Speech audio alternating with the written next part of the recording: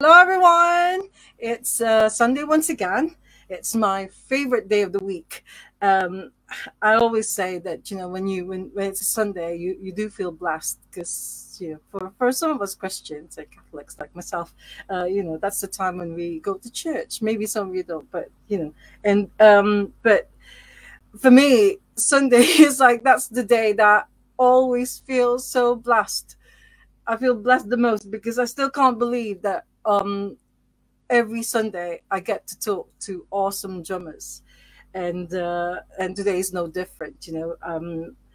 It's absolutely amazing. I still can't believe it. I still can't believe it sometimes. But anyways, we started early. It's still 2 minutes till 2 o'clock in the UK, which means it's 2 minutes till 9 o'clock in Manila. Hope some of you, my dear Filipino friends, are watching us live. I know it's early, but hopefully you got the notification that we've started live, and we've started early. But anyways, today's guest, I saw her and her band earlier this year at this really nice venue in Manchester called the Pear Hat. And so they're absolutely amazing. So after the gig, I just sort of like asked her if she'd be interested to go and Ask the Drummer. And luckily, she said yes. And she's here now, coming to us live from Dublin. My dear friends, please welcome Sarah Grimes. Hello. Hello, Sarah. Hi, how's it going? How are you? Yeah, not too bad. Yeah, just enjoying a slow enough Sunday. Yeah, is it still nice and warm in Dublin, or No. is it getting a bit cold? No, no, it's raining now. Yeah, yeah. But I was like, I met a friend earlier, and we went to there's like, I don't know if it's like big where you are, but these barrel saunas have really kicked off in Dublin. So we went to a sauna, which was warm temporarily, and now back to the cold. Oh God, barrel sauna. Yeah, just like it's just like a wood-fired sauna. Do you know, it's a bit of a luxury. I wouldn't do it often, but it was nice to catch up with an old friend. Yeah. It's like well, summer is gone now. It's all like it's crazy. Like it's scary, you know. Yeah. Well, at least it's not extreme. I mean, we still get like, it's not like other parts of the world where they do get extreme cold weather or extreme hot weather. I mean, it's like in the Philippines, it's hot every day of the year. Oh, really? Wow. That's why I'm glad to be here, because at least I still get the hot weather in the summer, but it's cooler. So like the autumn and winter time. So I do like it like that. How awesome was that gig at the Pear Hat? That was so much fun. Yeah, it was really good fun. Yeah. It was lovely to meet you there as well afterwards. Yeah.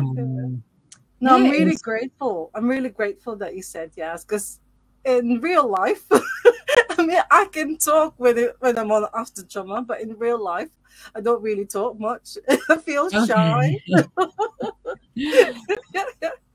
No, I know that way. I know the way. Yeah. But anyways, so welcome to Ask the Drummer, episode 140. It's all about you, Sarah Grimes. I've asked you this earlier before we came on live. You live in Dublin now, but you're actually born in Waterford. Yeah. So I've been living in Dublin, I think, I would say about 12 years, maybe more.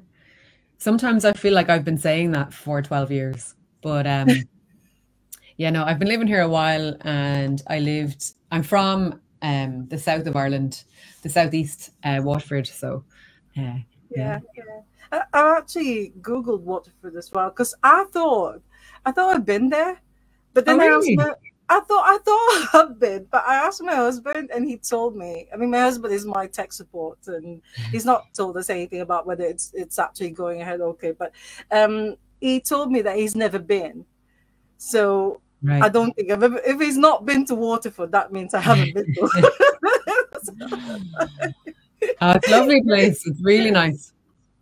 Yeah, I found out that it's actually the oldest city in Ireland, Yeah. founded by Vikings Mm. in 914 AD, 914 AD. Yeah. That's Yeah. Oh, amazing. we're very proud of that fact, you know. Uh, that's our thing. And like there's a whole like Viking triangle down there, and can we kind of big that whole side of things up. But yeah, it's a lovely little city. It's loads of beaches and stuff nearby as well. So if you're ever in Ireland, I would definitely recommend going for a little look. Yeah. Sort of like reminds me, is it similar to like York? Because in York they have places where you can see like Viking stuff. Like a Well, yeah, I museum or imagine so. something. Then, Yeah, yeah, like there's old walls everywhere, yeah, yeah, you yeah. know, longboats that people have remade and stuff. Yeah, it's really nice. And another thing I've discovered is Gilbert O'Sullivan is from Yeah, Waterford. He was yeah, born. yeah. That's another proud fact that we have. Um, and he's actually playing. He's doing a few shows in Waterford in October, but they're completely sold out. Yeah, Oh, really? yeah. I would have Wow. loved him to have gone. Like, cause when you kind of go into his music, he's got a lot of hits. Like, you know, that Yeah. sometimes you're like, whoa, that's him. Um, but yeah, there's loads of great people have come out of Waterford. I think Kate Bush, maybe her mother is from County Oh, Waterford. Yeah, oh, it's brilliant. Yeah. No, because it was today. I was sort of like when I found out. So obviously, I listened to Alone Again because that's his most popular song is Alone Again, yeah, naturally. yeah, So yeah, I do love that song, but I was all like saying, this is too early for me to be crying because yeah, it's such a sad song. yeah. It is. Yeah, yeah. Uh, yeah. Like when you can kind of zone in on the lyrics, you're just like, oh, It's just really sad. Like, yeah, yeah, yeah. but, but anyway, so what's your Waterford like when you were growing up? It was actually lovely. I had a really lovely time where I grew up. I grew up on like a council estate, and but it was just like such an amazing community. Uh, I was at home actually last week, and just talking to some old friends that happened to be home as well. Like my mom still lives in the same house, and some of Yeah, my friends just happened to be home last weekend, and we were just talking about like how we had such a lovely childhood. Like we lived in a block of maybe 20 houses or something, and we would go off on like day trips with the whole street would get on a bus and go off for the day, really? you know. Oh Yeah, and wow. yeah, just like just playing different games all the time. It was very like outside, like, you know, mixing with people. Yeah, And yeah. then yeah, even when I started playing music, we would practice in my bedroom, which like kind of my bedroom faced out onto other, so it was like the back garden kind of onto other back gardens, and my neighbors would Oh, be asking like, when are you practicing again? Because like it was a covers band, and yeah, they just loved listening to it. It was like a little concert for them, you know. So really supportive, and they still are. Like it's just a lovely yeah, place. yeah, yeah. So is there like a really vibrant music scene in Waterford? Like, do you have lots of live music venues and when you were young and did you go Um, to a lot of them? you know, I kind of like I didn't really, to be honest. Kind of like maybe for my, so I started playing drums when I was 16. And then it wasn't until I was about 19-ish, I would say, I started playing in a band. So sorry, no, I had the cover band first, and we would just actually play at parties, really. You know, there was not venues as such. We were just kind of, we got Oh, together for like a yeah, specific yeah, purpose to play someone's birthday or like an event or whatever. But yeah, then yeah. when I started playing in bands, there were a couple of venues, but then it was kind of like that was in and around 2013. So things were kind of quiet, or like Yeah. a recession, we were coming out of it, or going back into it, I can't even remember. But there was a lot happening at that time, and then it went kind of quiet again. But now at the moment, there is a lot happening. There's a fantastic record shop down in Oh, Waterford, and it's yeah. called it's a record and skate shop. It's called Luca, and they are having amazing gigs. Actually, Grave Goods played there last year. All right. I played there with one of my other bands as well, Yeah, and then yeah, it's just like it's all ages. You just come in, set up, play in the record shop, and as I said, they've had loads of great bands playing. yeah, yeah, yeah. There's a couple of Where other is bands. where is Gilbert O'Sullivan playing in Waterford in He's playing October? in a venue called the Theatre Royal, so it's like the Oh, main it's the theatre big, space. yeah, Yeah, massive place. Yeah, yeah. All yeah. right. So I'd say And like probably about 1,000 capacity there, like maybe less, maybe more. Um, but yeah, and a lovely spot. yeah, yeah. Are you from a musical family? No one played music. Well, actually, now that I think of it, I have like relatives that I hear about who are so musical, or they are music lecturers and Yeah. lecturers and stuff like that. But my immediate family, like I have quite a big family. I have four brothers and two sisters, but I'm the only one who plays an instrument. Oh, Um, yeah, and like yeah, yeah, my my parents, like they were into music. I remember music being in the house, like or in the car and the radio being on and stuff like that. So I've got like memories of certain like music and stuff. But even when I was growing up, yeah, I went to concerts a lot. And I like the same with my siblings. They go to a lot of concerts and they did. And even like my mom, who's like uh like an older woman or whatever, but she would have taken my sisters to like One Direction, all those like Oh, concerts okay. that like little girls go to. But my mom has this like such a back catalogue of concerts she's attended, and it's lovely for her to have Um, that as well. yeah, Uh, yeah. Because I think it's like I don't know if this is right, but I think the Irish people are very similar to the Filipinos. That they're very much into their music and dancing, and yeah, when they get together, there's always a lot of, I don't know. Do you do karaoke and do you do all this sort of like singing you and know, dance? yeah. I mean, I am like in general, I can be quite shy. Yeah. So like if there was like a karaoke in the house at home, I wouldn't be the first person to do it. Oh, But I would like try it. But I just even thinking like last Christmas there was like a karaoke mic, and we had like a lot of fun. yeah. Like music would be, yeah, music and just culture or something, is very important. And um Yeah. Yeah. yeah. Yeah. Is it right? I don't know if it's actually right what I've got here, but you didn't actually start into music. You started this in photography. Yeah. So you did photography first before you actually did, because you said earlier that you got into drumming when you were 16. Mm. But so you were doing the photography first, and then Yeah. you learned into music. Yeah, so I would have been playing music while I was like studying photography. Yeah. But that was so like I finished school when I was around 18, I think. Okay. Um, Yeah. and I Yeah. started playing drums when I was 16. And yeah, and then I just did photography. I think it was just like a year, like college course.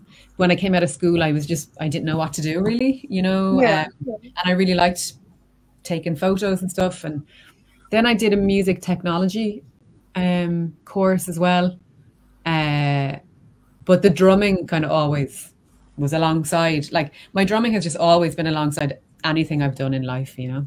But did you try any other instrument, or has it always been just the drums? I took like piano lessons, Okay. Yeah. Yeah. yeah, like very briefly. I did a couple, like a little course of guitar. But yeah, the drums is just kind of what has stuck.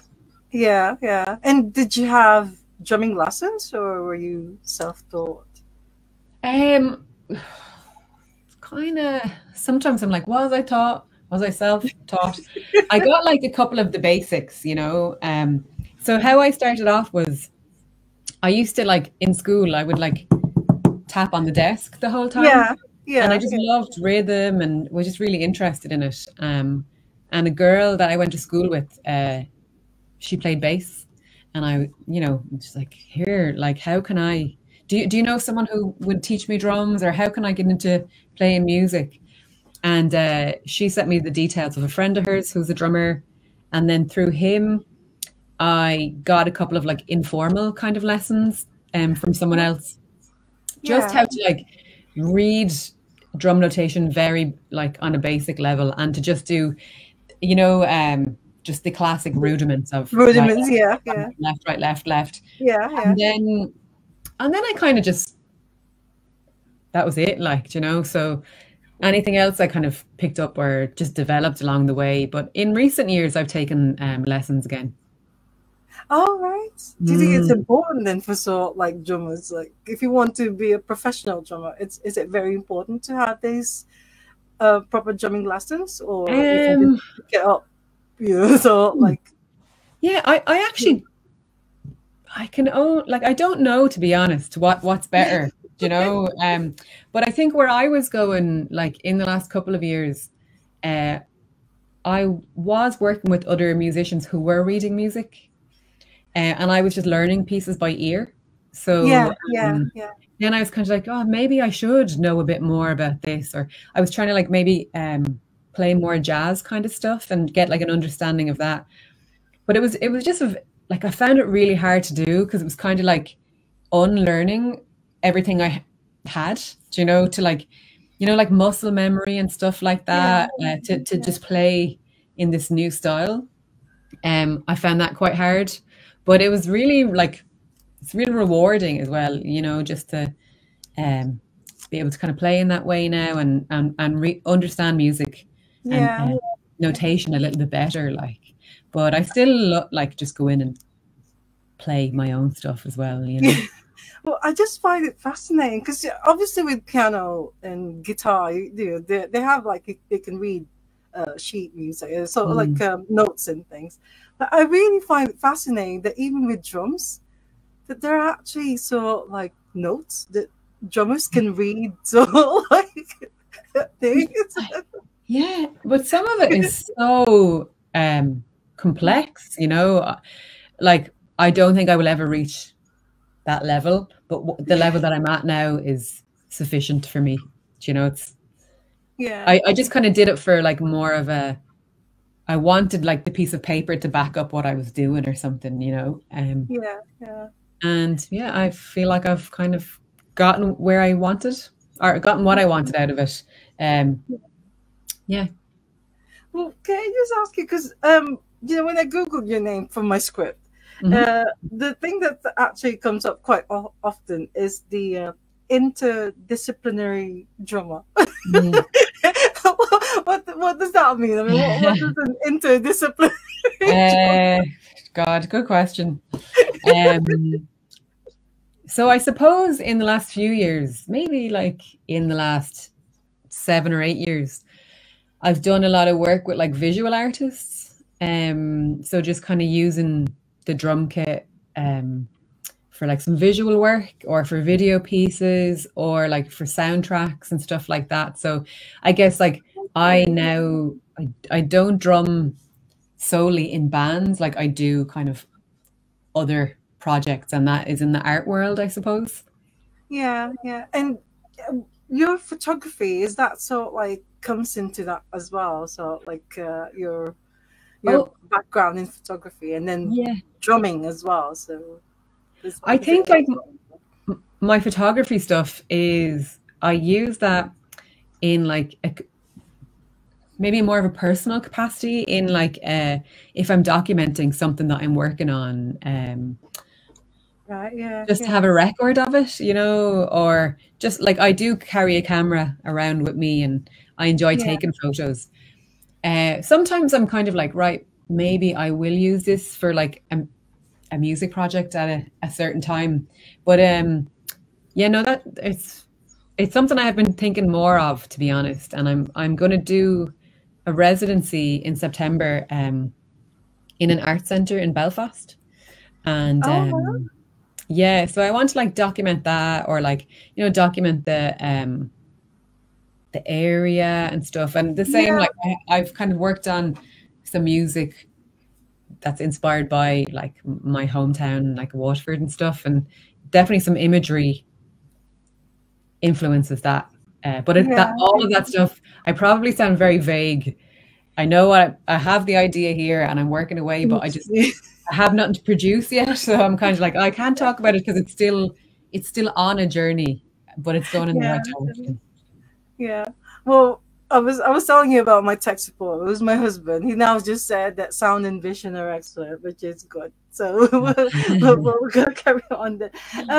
You mentioned that you had your first band when you were 16. Was Mm. it this school band, or was it like a proper band that we did gigs, and did you do recordings as well?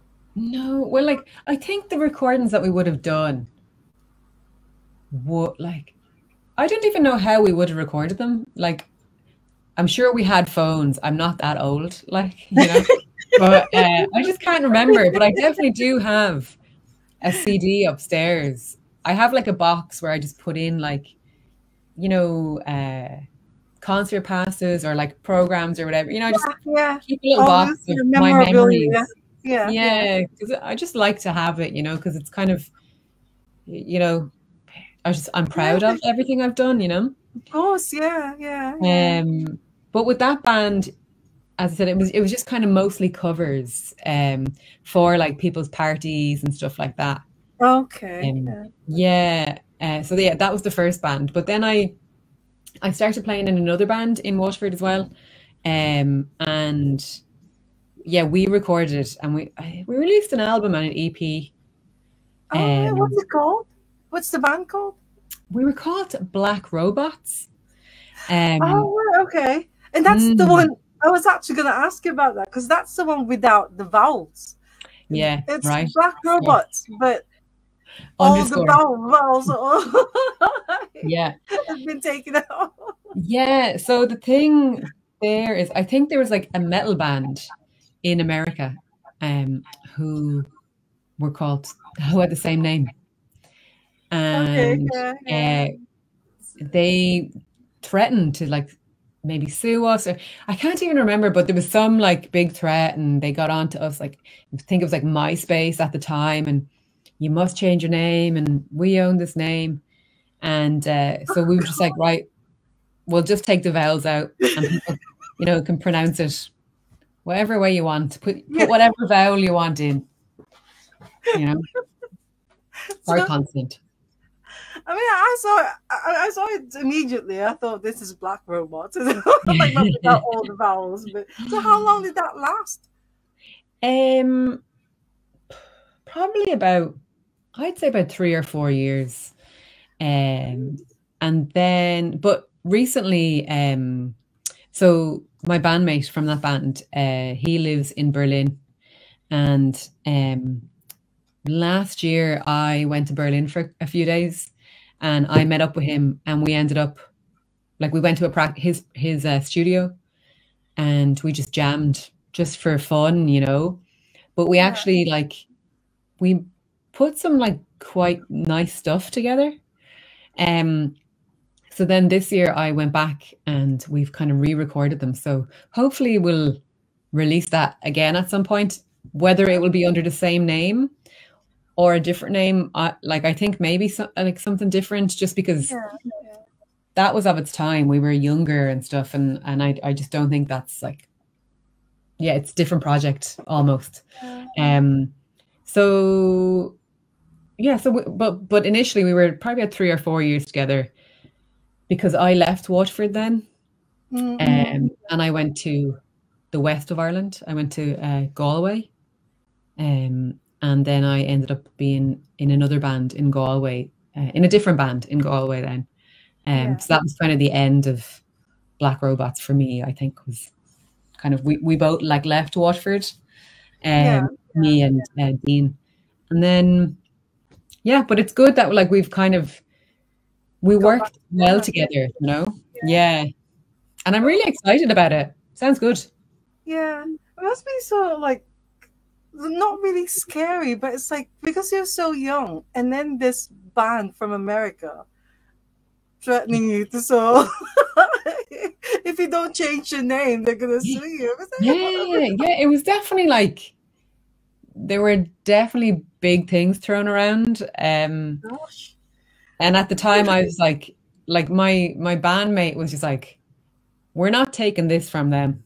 And I was just like, let's just not poke the bear, do you know? Because I felt like they were bigger than us or something, which maybe they weren't. But yeah, as you said, Yeah. I was young and didn't know what way things worked really, you know? Yeah. I wonder what's happened to them though. Maybe I'll look them up. I'll look them up on Yeah, Discogs and see if they're do. I've actually. never looked at them ever again. Yeah. So in Galway you had another band. Mm, Uh, like, again as a drummer. You stayed as a drummer. mhm. And Yeah, yeah. what was the name of the band that you were in Galway? That band was called The Debutantes. Um, Yeah, yeah, yeah. and I'd say that band kind of lasted for about a year, like maybe 2 years. We put out an EP. That was kind of my friend Leon. He was like, it was his band, and I think when I moved to Galway, I joined like God. I have to go deep into my vault of drum life. Yeah. But I uh, went on like a music forum, like a local internet forum in Galway, and I just posted that I was a drummer looking Yeah. for something. And I think Leon had advertised that he was looking for a drummer as well. So kind of just like connected that way. Yeah. Um, and then yeah, so we played a couple of gigs. Another person joined that band, and she was based in Dublin. So when she came over to Galway to practice, um, at that point I was kind of like, I'm ready to leave Galway. I was just there for like probably a year, but I went there to do like a course again, like a radio course. Yeah. Yeah. Um, and then yeah, I was just like, "Do you know, I'm ready to leave here. So it's What's not Dublin like?" somewhere. It's not a place that you really want to sort like stay in and set up as a No, base. It's like no, okay. yeah, yeah, yeah. It was kind of like, yeah, this served its purpose. Like I did the course Yeah. that I Yeah. went there to do, and I just didn't see too many options there for me, you know, like kind of work wise or, Yeah. um, and as well, like, cause where Galway is, and I like, I still don't drive, and I didn't drive then, um, to get to Waterford, it was just very awkward, do you know? So I was like, I'd like to be kind of, I don't want to be back in Waterford, but I want to be closer to it. Oh, So, right. Okay. Yeah. um, Yeah. so I Yeah. was like, okay, Dublin. And then I asked, um, when I was practicing with the debutantes, and the person from Dublin was in the band. And I was like, Yeah. what's Dublin like? And she was like, yeah, it's great, but you should come because my band is looking for a drummer. And and then that's how I came to Dublin. I ended up being in Yeah. her band. Is it easy for a drummer to sort like find a band? Because like Yeah. you said, you advertised that you're a Mm. drummer, and did you just say looking for a band, and then someone saw like a band looking for a drummer, and then you saw Yeah. like because I've noticed that with some drummers as well, it's all like kind of easy because there weren't that many drummers, so it's always so Yeah. like in demand. If you're a drummer, you can always sort of like find a band that you can join in. Do Mhm. you think is that right, or is that true, or Yeah, I think so. Yeah, I think that um maybe there are more drummers now, but still I still think that there might be more bands than drummers. And that's why you will see the same drummer in a bunch of bands. Like I've played in a bunch of bands at the same time, um, kind of thing. But when I lived in Galway, I think I just didn't have a network there, and I wanted to continue playing and stuff. So in order for me to like make friends and stuff, I was just like, right, I need to post about this. Yeah, yeah, Um, yeah. and yeah, and that's how I did it. But then, yeah, when I came to Dublin, I like that. I ended up being in a band called we were called September Girls.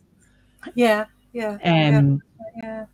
and I Now that this band, sorry to interrupt you there, because when I saw it, well, immediately I thought of Big Star. yeah.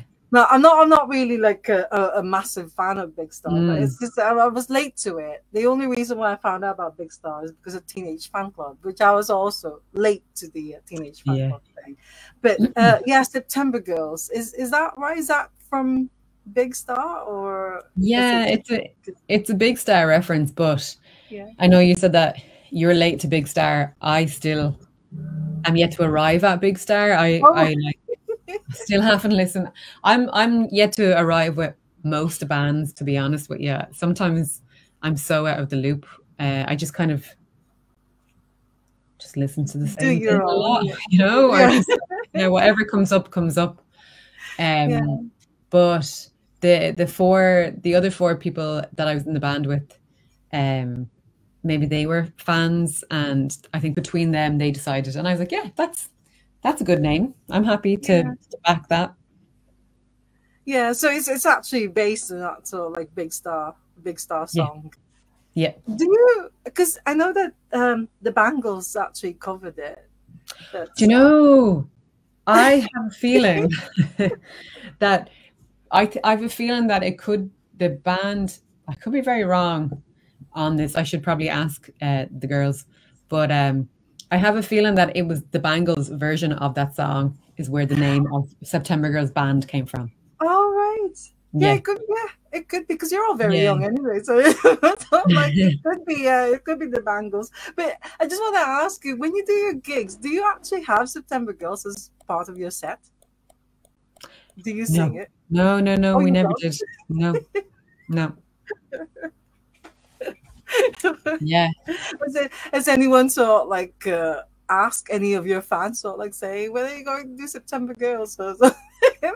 I have a feeling like it definitely came up over the years, you know, at different gigs and stuff. But yeah, we never played it. And we don't play together anymore either, so I'm not sure if we ever will play Oh, it. all right. But when you were together, you actually toured all over the world, Yeah. as you know, like in September Girls. So that's quite like a famous. Well, what would you say? So like a popular band, not just in Ireland, but also like we went to India as well, apparently.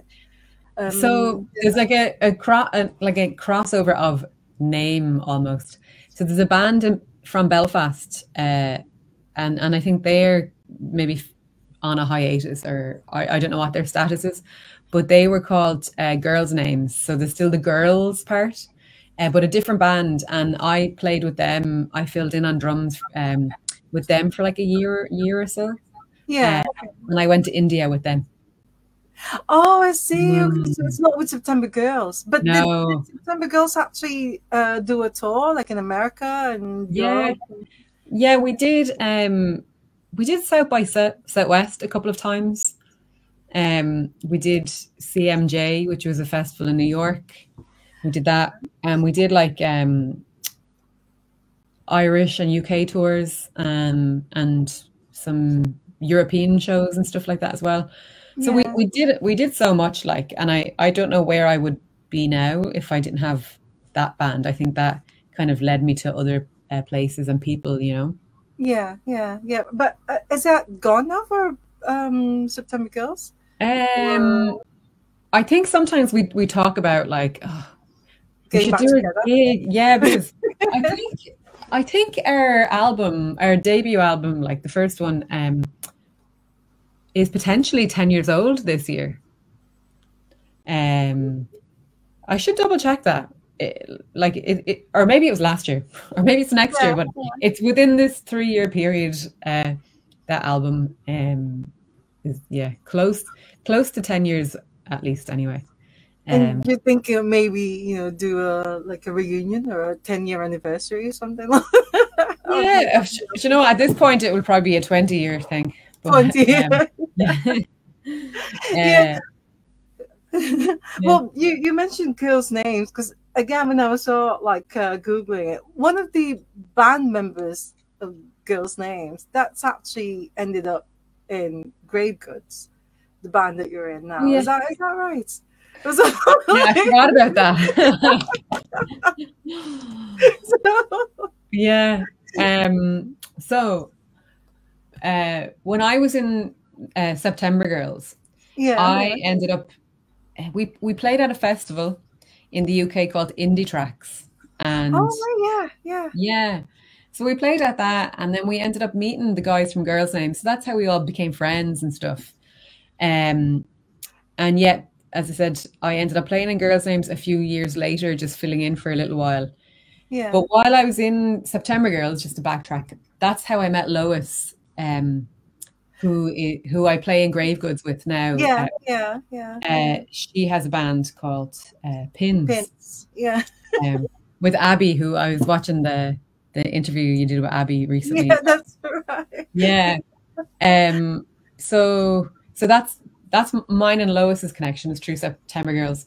And then yeah, I ended up in Girls Names from just meeting with September Girls. And then me and Lois had jammed a couple of times, and we had these demos. And then when I was on a Girls Names tour, myself and Phil, we shared a room together, and I remember playing Phil the demos, and they were like, "You should release this tomorrow." So we needed a bass player, and I ended up contacting Lois, and I said, "Look, I play in a band with this person, and I think that they'd be a good fit." And then the three of us ended up like having a jam together at some point in Dublin. Yeah. And it just kind of clicked and it worked. So then, and then it was the three of us in Grave Goods then. And Phil doesn't play with Grave Goods now, though. Okay. Yeah. They've kind of, I think that they just have like solo projects and stuff like that now. Okay. But for our live shows and for potential future work, Lauren, who I played with in September Girls, she's playing bass for us in Grave Goods. Oh right, was she the one? Was she the one who was at the Pear House? Yeah. Oh, okay. Yeah, that's great. Because do you know when I saw you there, and when I saw Lois, I was sort of like thinking, I know her, but I can't sort of like remember where I've seen her before. And then when I googled it, I actually said, "Oh my God, it's Pins." Yeah. Because I've seen sort of like Pins quite a few times in Manchester. And I think there were like 6 of them at the time, and then I think they've now sort of like 4 or 5 or something. But she's still in Pins. She's still sort of like. I think that they're on like kind of a hiatus at the moment as well, like just having a little break. Yeah. But yeah, as far as I know, still with Pins.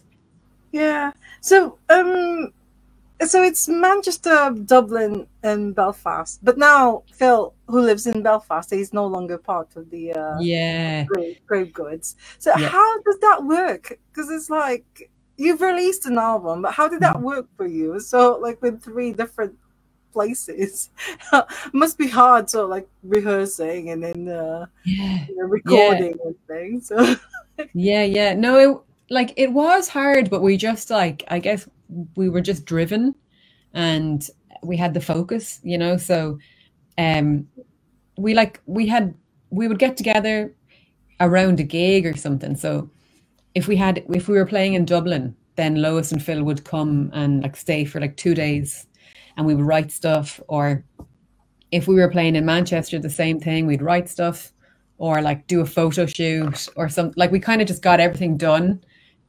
If we had to be together for a gig, we just got other things done around it, you know, just kind of pinned things on. And then, lots of like coming up to the album release time, that was during like COVID kind of times as well. So like we weren't able to get together. We had to have a lot of calls like this. But luckily, like did we have photos? I'm trying to think. Oh, like when the lockdown was kind of easing, we were able to like get together and Yeah, yeah, get yeah. some photos done, stuff like that. But yeah, we just made it work, you know. It was just like I think maybe part of the pressure of time helped a Yeah, little bit yeah, to yeah. get things kind of finalized and pushed over the line and stuff like Well, that. how long did it take you to finish the album? I mean, considering that you don't really see each other so Yeah. like as often as you want to see each other. Mm, So. yeah. Um, we recorded it in like 2 or 3 days um, in Bristol. Uh, Oh, right. and that was in like, I think we did that in 2019. So like it was 2 or 3 years before the album Before came it out. was released. Oh, okay. Yeah. Yeah, Um, yeah. and I think a lot of that was to do with the pandemic. Just slowed everything down. You couldn't get together. Uh, things weren't coming out and stuff. So yeah, we recorded it and we had it mixed then like over a couple of weeks. And yeah, and then had it mastered and stuff. So it was kind of like we had everything to just Yeah. hand over to the label. You know, we were like, "Does anybody want this? Here it's already." You know, so that It's, was great. Like, yeah. There's one article that I saw about your songwriting, about mm, the Van songwriting. Source, which is like the second song apparently, or the second, is it second single or a second song from the album? yeah, I can't yeah. remember. I But think both probably in yeah, the album track order. Yeah. yeah. It says that it was actually written on drums, because this is, I find this really interesting. You know, when bands sort of like come up with a song, Mm, um, I often sort of like ask, is it whoever wrote the song, is it ready? Like it's already got the drum parts, it's already got mm, the guitar or any other instrument that they wanted, or is it something that there's lyrics and there's bits of it, but you give it to the drummer so that the drummer can put the drum parts. mm. But apparently this second song, which is Source, it's written on drums first. Yeah.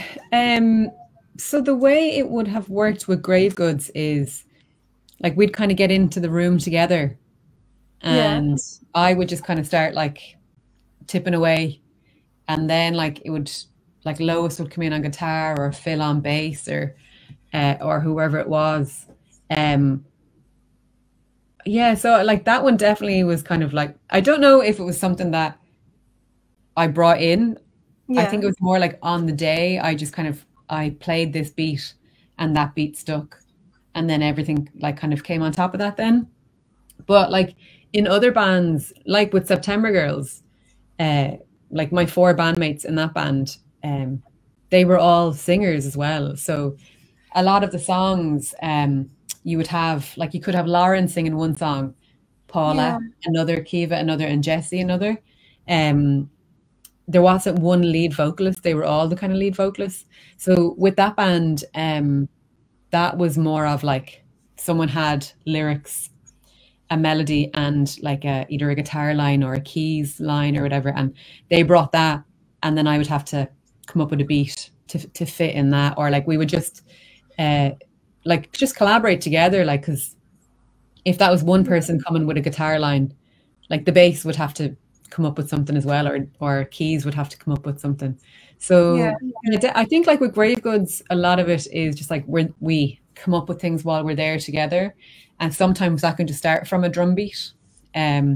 Sometimes Lois could be like doing something on the guitar, or even just her vocal, and then I'll come Yeah. up with, Yeah. with drums around that. But definitely that song was like I was just playing that beat, Yeah, I and started with you. keep looping that one, just keep looping that, and then things got Yeah. layered on top of it. Yeah. Yeah, it's just really fascinating, because it's like sometimes I think, okay, here's the singer with the song, and it's Mm, already done. You saw like it just he or she will just tell you, okay, this is the drum thing that you need to do, or yeah. maybe yeah, or sometimes just put the drum part, your own drum part to it. So Yeah. it's fascinating stuff. But someone who is not really into, I mean, I love music, and I love to like listening to all these things, but I don't really know the technical bits and how you come up with all Mm. these sort of, like different parts. So Yeah. it fascinates me every time. It's sort of like okay, it's like you're making something and all these different bits, so like you get to get to Yeah. form, and then this finished product is just Mhm. amazing. So Yeah, and it is mad, like sometimes to hear the different processes that people have, because like I still learn about that stuff as well. You know, like yeah, people who are like solo acts, and you know they release an album that has a full band, and I'm always curious as to like who writes that drum part? yeah, Is it the yeah, singer? Are they programming some stuff and then the yeah, drummer learns it? You know, I'm still like, yeah, I feel like it's quite vast. You know, there's a lot of different things. And like another person I spoke to recently has like put a band together, and there's a bunch of them playing, but for the purpose of the EP, the live drummer didn't play. They put a drum track on it, which I thought was, I hadn't really come across that before. But I guess people just do so many different things for different purposes and stuff. yeah, yeah. That's amazing. I mean, apart from all these like Grave Goods and the September Girls and girls' names that you played in as well, I've also found out that you played in other bands. One of them I find a bit so like funny, the Rising Damp. Mm. So because it sort of like brings back, you know, there's a TV show called Rising Damp, You which is know, like I've heard about it, but I've never, only recently someone mentioned it to me, but I don't know what it's about, or I've never seen it. it's a sitcom, and I remember this uh what's his name, Leonard oh, hello, gosh, Yeah. uh, sorry. Oh, sorry. It's my daughter. So hold on, my daughter's trying to. The screen just sort of like went off. But anyways, yeah. So it's Leonard Roster, I think the name of the Right. person, and he's a very very funny guy. But yeah, that the if you sort of like look for it, Rising Damp is one of those I sort of like will. I classic should actually, yeah. British comedy. But so is this another sort of like punk band that you were in, or what's Rising Damp's Yeah. music? It's kind of so Rising Damp is my friend Michelle. It's her project. Yeah. And so it started as like a solo project, and she still performs solo as Rising Damp. And then when it's the band, it's Rising Damp Band. Like that's just the name we've Oh, I come up with. see. Yeah. Okay. So Yeah. Yeah. basically what happens is Michelle released an album in 2020, and I think she wanted like a band to perform the songs, and it was electronic, kind of like post-punk electronic, in maybe Oh, industrial kind of an album. yeah. um, Yeah. and then myself and Ivan, my bandmate in that band, myself, excuse me, Ivan and Michelle, we kind of rearranged the songs for like a live post-punky type sound. Yeah. um and that was just for the release of the album. But then that's when the pandemic happened, and we never got to play that live show. So then Yeah. we continued kind of jamming together and stuff. And then we started playing as the Rising Damp Band. And we just recorded an album a couple of weeks ago. So we just have to Okay. mix that now. Yeah. So it's still going. Yeah. Rising Damp. So like, oh, that's Mm, brilliant. yeah. Yeah. God, Very good. so much fun. Actually, a couple of weeks ago, I mean, it's okay to tell you this, but at some point there'll be a release of like kind of a mini documentary, not a documentary, but like an interview and performance type thing. But we had a gig in Dublin, and it was Grave Goods and Rising Damp. Um, Oh, so there'll be some kind of footage of that yeah. released at some point. And Um, you played drums in both yeah. bands. So you were in, Mm, wow. yeah.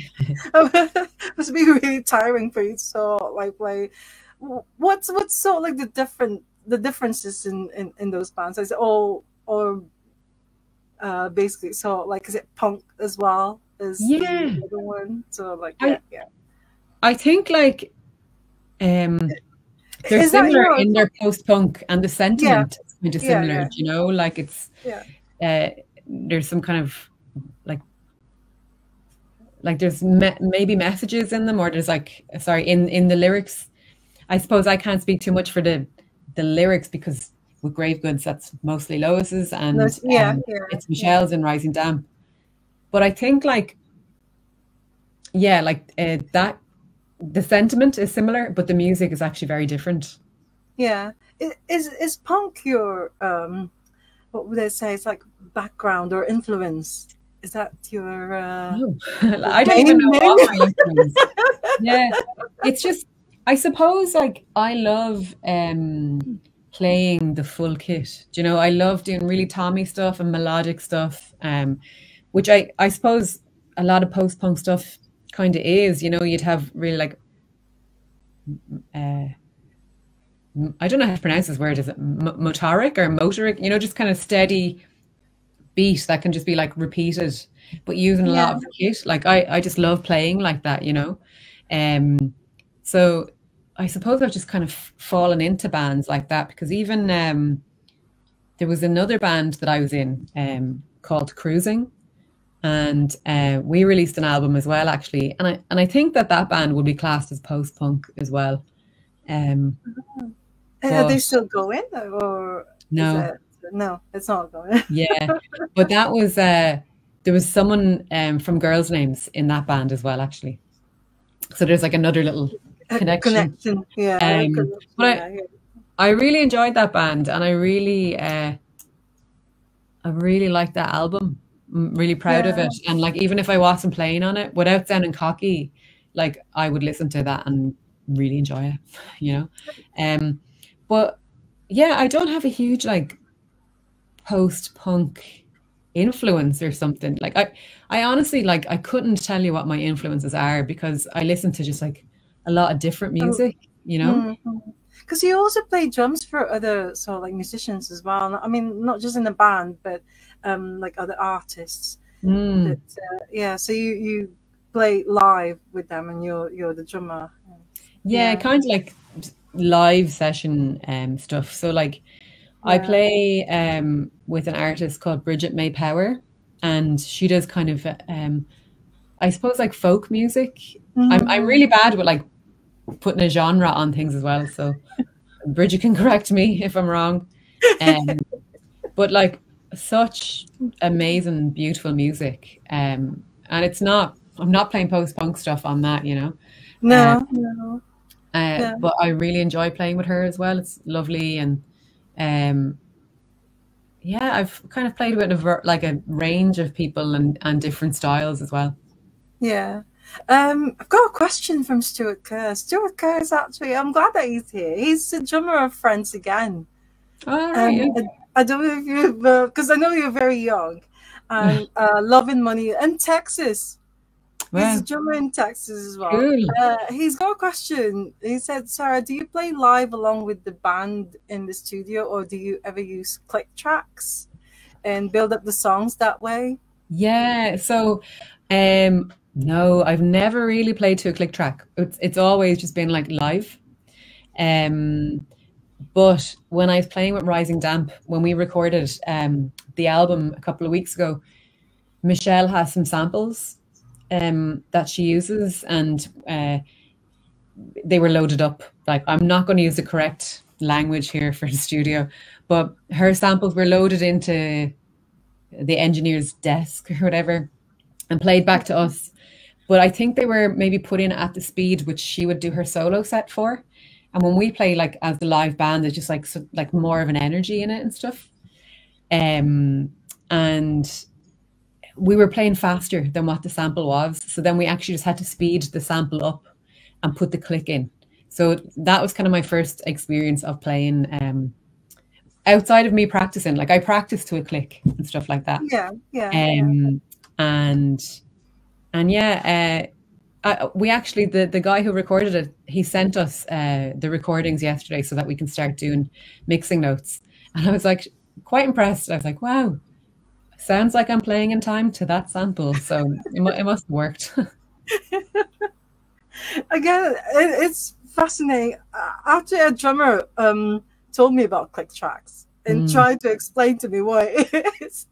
Yeah. But I suppose if you're not really so like, you know, my knowledge of music and anything is so like, I do like like I mentioned, I do like the finished product, but it's like when he tried to explain to me what it is, it's just like going click, click, click, click. And I was like, oh, okay. So, so being a drummer, so what does that mean?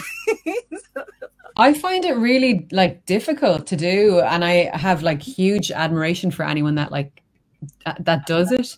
But I do find like, you know, I said in recent years I've been taking some jazz lessons and reading notation and stuff.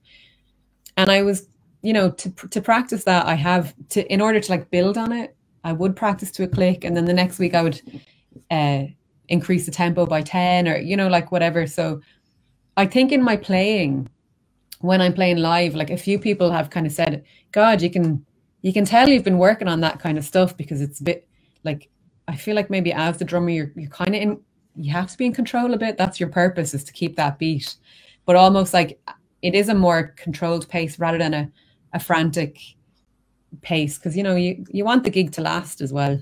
You know, sometimes it can just fly by. Yes. So what's the latest with Grave Goods? Any gigs lined up or no? We have no gigs for the moment. I'm sorry. Thanks for the question, Stuart. Sorry, I didn't say thanks. For a minute there, I actually forgot that this was live. I was just like so engrossed in the conversation. So yeah, thanks. But yeah, with the Grave Goods now, we are like writing at the moment. When we can kind of get together and stuff. But even like now, it's like, it's almost September, you know, and the year is going to be busy. Like I'm recording with someone in mid-September, and then I'll be on my residency and things like that. But we have like, I was actually, I don't know, maybe other people do this, but to try and get myself ready for the residency, I have taken every phone recording, every Zoom recording, any type of recording that I have, and I'm trying to catalog all my ideas, you know, just so that I can kind of be like, oh, that's a tom beat, I'm going to take that and work on that, or that's just like something with hi-hat snare, I'll work on that today, just so I know where I'm at, you know. But I was revisiting like some Grave Goods demos of some stuff that we have kind of to work on. So yeah, there's like kind of loads to do, but we're not like, I would say maybe next year we will record. Yeah, and then maybe more gigs next year. Yeah, well. Hopefully more gigs next year anyway. We talked as well about doing, I know it would be me playing drums twice, but like a Grave Goods and Rising Damp tour, like I think it would just be, they're two well-suited bands, you know, and even if I was to take myself out of the equation and put someone else in there, I think they are like just Michelle and Lois as front people as well. Like it's all within the same vein, but quite different. Yeah. Well, I'm looking forward to like finding out more about Rising Damp as well. It's so just a name. It's just a name, really, because I keep thinking about Mr. Rigsby from Rising Damp, but I'm sure it'll be a different sort of thing altogether. I have to look it up. I will. I'll do it after this call. I'll look it up. Yeah, but well, I'm gonna ask you because I know we've been chatting for an hour. I can't believe it's actually an hour now. Sorry, I go off on one. But I still have these regular questions that I always ask the drummers. So, like, you know, when they're on the show. So, first one is, do you twirl? Because I didn't see you sort of like doing it when I saw you at the Pear Hat. Do you actually sort of like do that twirling? Nah. You don't? No, I'm not really able. I can kind of get to my third finger, do you know, like as in if you're kind of wrapping them through. But no, not really. No? No. You've never done it, so like even when there's like a gap, and then you're trying to sort of like not doing anything, and so You it's not know, one of those things. I kind of did it purely by accident once, and I just want to clarify as well, because the line just kind of glitched a tiny bit on my end, whether it was like my speaker. You said twirl, right? Yeah. Yeah. So in sorry, what was it? What were you? because I was going with that question, but I was like, hang on, actually, before I start to like dig myself into a hole, let's just clarify. But in a Rising Damp song, I play mallets, and it's like when I'm doing so I'm kind of building up like warmer sounds on the crash. So I'm playing the mallet, but then I need to like have kind of high definition. So I do have to twirl the stick so that I can use like the wooden end. And I one time I did it really good. And I think that was the only time. Like I think I set the bar so high that now every time I have to do it, I kind of I almost pause and miss the first hit, because I'm so like trying to like turn it and get it. But other than that, not really. I'm not able, as I said, I get to the third finger and I kind of have to do a bit of wrist stuff. But the general kind of twiddling, I guess. Yeah.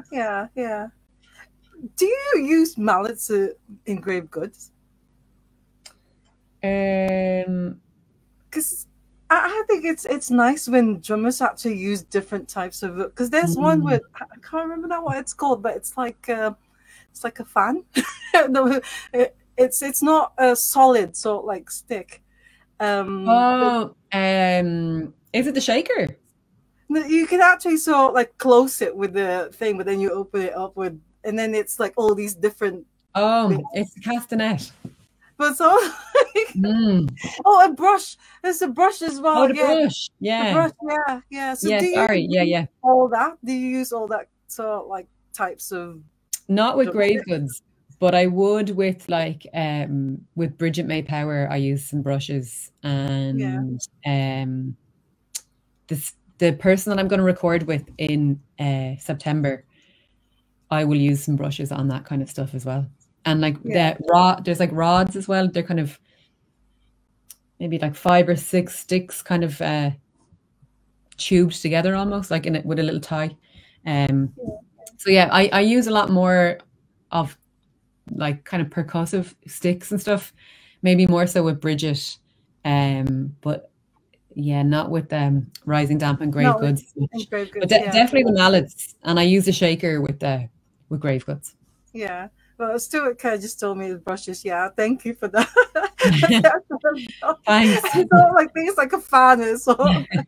But I don't want to sort of like sound like you're being like stereotypical or anything. But being Irish, do you know how to play the bodhran? Is it the bodhrán?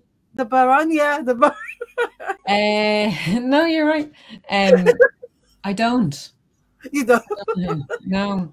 But that's on my to-do list as well. I'm currently like on a career break from my day job. So I've just been doing lots of drumming and stuff, and like setting goals for myself. One of them was learning to read the music and stuff. Yeah. But yeah, there's one thing that I would like to do, and it would be the bodhrán. But I hear it's difficult. There's a guy, he's based in London, an Irish guy. I can't think of his surname, but Rory is his name, and apparently he has amazing like YouTube tutorials, and you can take like online lessons and stuff. Well, actually, funny you mention it. I don't know if you know an Irish singer called John Francis Flynn. He's amazing, like he's great. But he has a kind of like very traditional Irish songs, but then some of the songs have like kind of a more of a modern twist, and he's got this drummer called Ross Cheney, who's an amazing drummer as well. But yesterday I saw John post a video of the bodhrán, and he's playing it with a wooden spoon. And it sounds amazing. Yeah. Well, I'm going to suggest Ray Fiennes, because he's very, very good at it as well. Because that's right. Yeah, yeah. Amazing. He was on Ask the Drummer so like a few weeks ago, or Oh, maybe a few amazing. months ago. But yeah, yeah. Cool. His name is Rafi. Um, right. So the next one is drumming heroes. Do you have any drumming heroes? Oh God. Do you know, I've not been asked that question too many times, No. to be honest. And I'm always like, you should prepare something for when you are asked that question. And I still haven't prepared anything. No. Um, there, I think I'm just inspired by so many different drummers, to be honest. And I don't want that to sound like a cop out kind of an answer, but I think I'm just into like such a like vast amount of music or genres and stuff that Yeah. I definitely have a number of people that I really like their style and stuff. But only recently, in the last couple of years, and I should. It's I told you about I'm playing catch up with a lot of music and stuff like the way Yeah. you're Yeah. catching up with Big Star, and I'm Yeah. still yet to get there, and I'm still yet to get there on a lot of music. But someone I played a gig one time and they were like, God, you really remind me of the Creatures.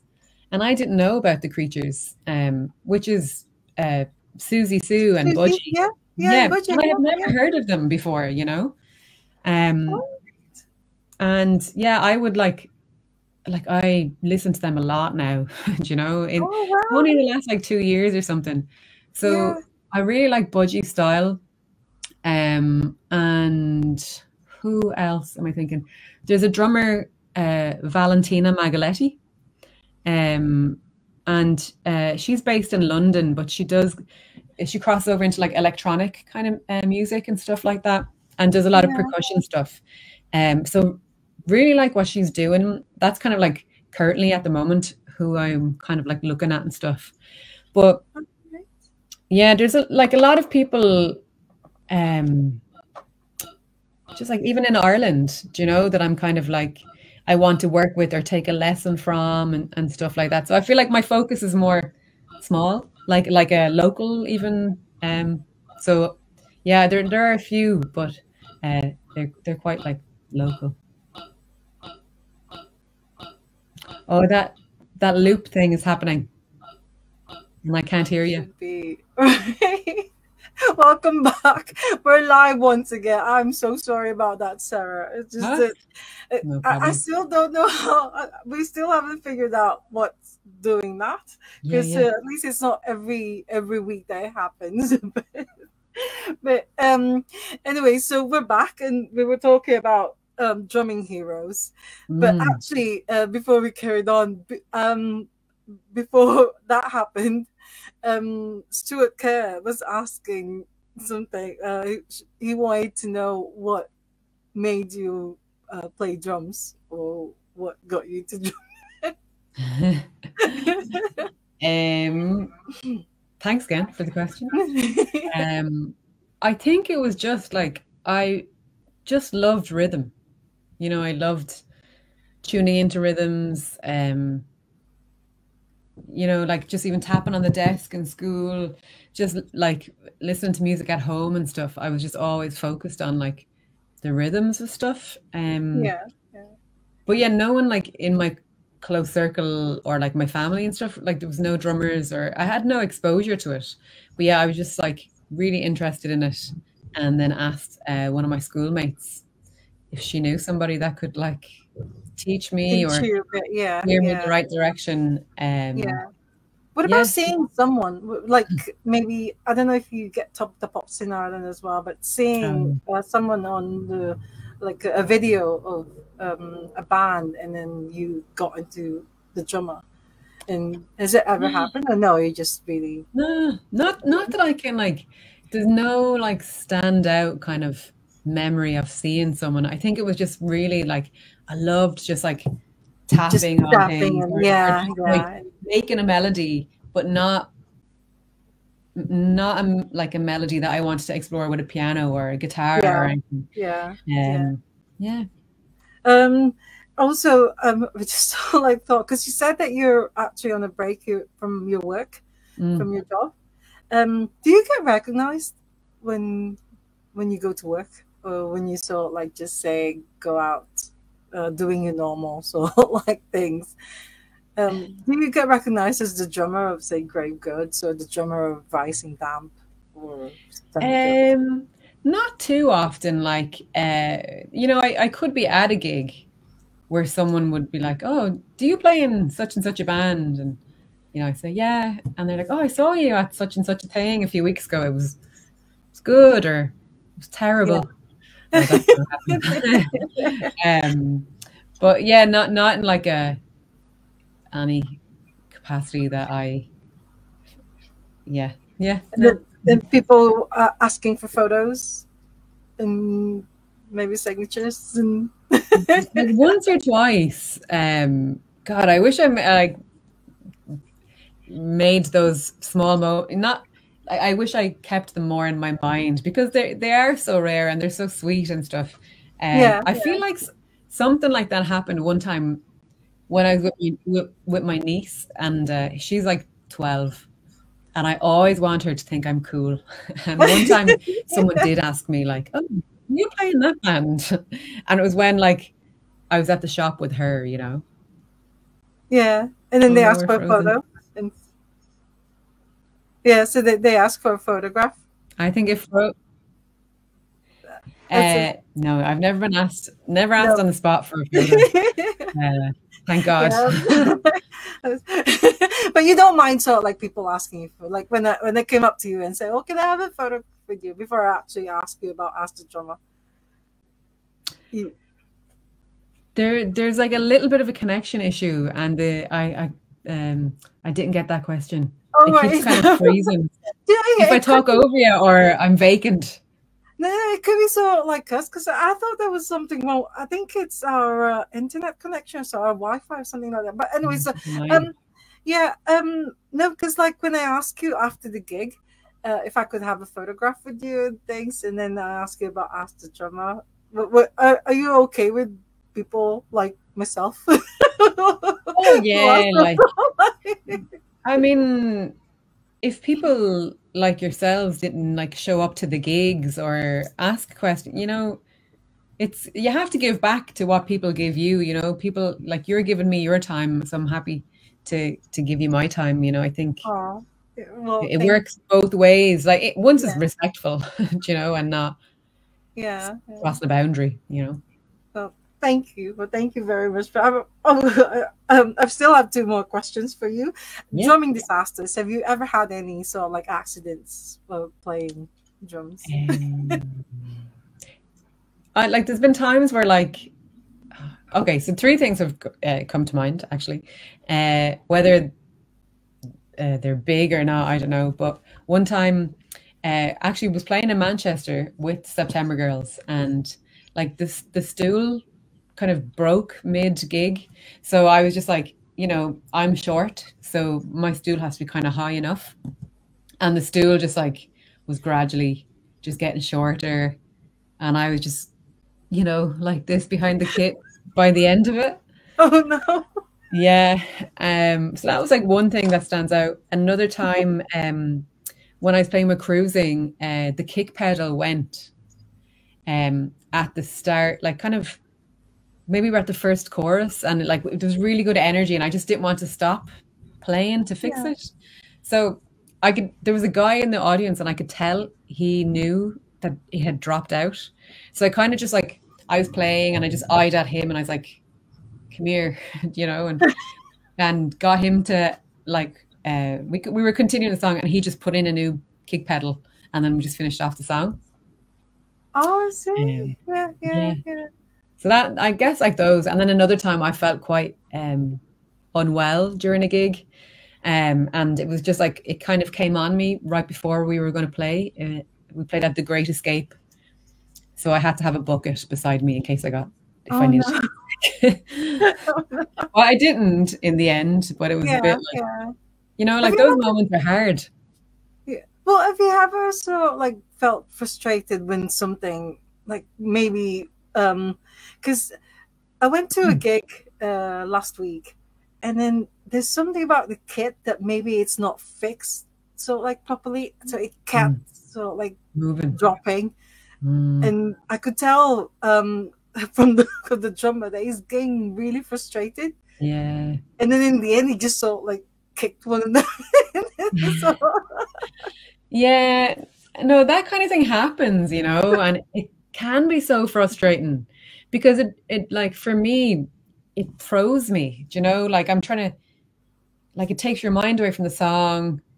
You might miss something or like you might like for me, you know, and where my reach is, you know, like yeah, for yeah, yeah. toms and things like because if it's like a tom that's connected to the bass drum and your bass drum is moving away It's, yeah, and you know you might have like put the legs in to the ground the way they should, but you know it might be faulty or a really old kit or you know something. It can be really frustrating, um, and it yeah you just have to do like have a lot of eye contact with the other members of your band to be like, you know, push that back in. pushing. Yeah, Yeah, because the show must go on. I mean, that's the whole thing. You know, you can't yeah, just sort of like stop. And yeah, yeah, yeah. Oh God, yeah. yeah. Well, before I ask you my last question, Aiden said that you're very cool and you've got a very cool accent as well. So yeah, I totally agree. Yeah. So Thanks very much. last question is, what would be your advice to aspiring drummers or musicians in general? Just like stick with it or something, or um, just do what you want to do, really. You know, stay true to yourself. But if you have like a notion or a thing that you want to follow or work out, follow that. But yeah, I don't know, just stick with it and like talk to other people. You know, Yeah. reach out and ask questions and stuff like because we're all in the same boat. We all started somewhere, you know. Yeah. So that's very good. A very good advice. Well, good luck with the residency in October. Oh, thanks very And much. that's in Dublin, isn't it? Yeah. Is it? No, it's in Belfast. Oh, in Yeah, Belfast. it's Sorry. Yeah. Of course. Yeah. In yeah, Belfast. 8 days in Belfast. So Yeah. So yeah, you're gonna there's like be staying in Belfast for that time during that time. So it's like, did you say is there anything are I'm you playing? staying in Belfast during Yeah. the residency or so? Like, yeah. Yeah. I'm staying there for yeah, the 8 days.